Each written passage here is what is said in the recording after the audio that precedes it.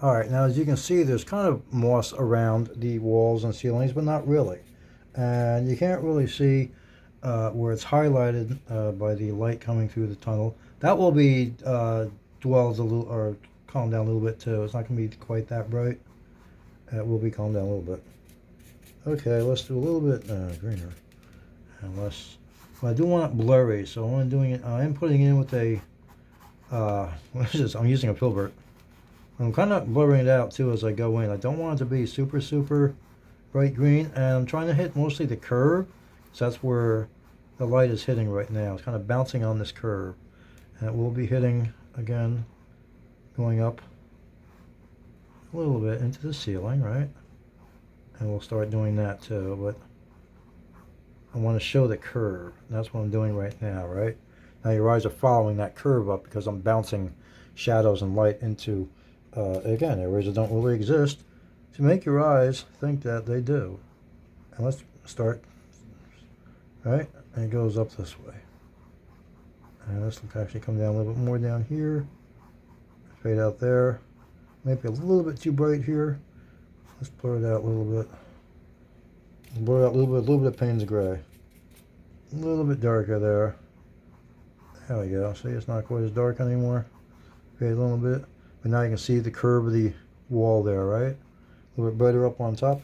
I'm going to rinse my brush. I'm going to pause, and we'll hit it again. No music in the background. I really don't feel like hunting down weird spacey music or anything like that. Make sure it's not copyrighted and all. So I'll just gab. I know you guys like to hear me talk, right? Alright, as it was a little bit bright, let's cut it a little bit of Payne's gray, make it a little bit darker. What am I using? Oh gosh, what? Shamrock green, that's right, Shamrock green and Payne's gray. And again, I want to make your eyes follow this ceiling curvature by dotting on a curve, lefty mind you, the moss that goes up here. Your eyes are following that curve all the way around. And I'll do the same thing on this side.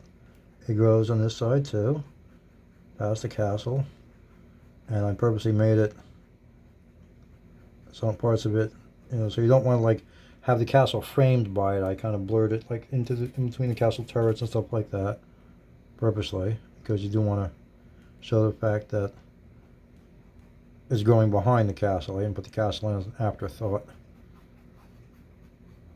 And a little bit back here, not too much, it's mostly in shadow, but again, there's a curve there. Now I can bring a little bit of yellow to it maybe later on to really draw your attention to it. Again, once this is muted a little bit more into a little bit more blue. But now we have a curve of a wall there. Living green wall. There's a reason for that. I didn't really want bare walls anymore. I'm getting tired of just bare rock. And I wanted to see, why not? Let's have green moss covered shit. It's on the inside of a cave anyhow, right? For all the greenery here, you're looking into a cave opening. So, moss. Ta-da!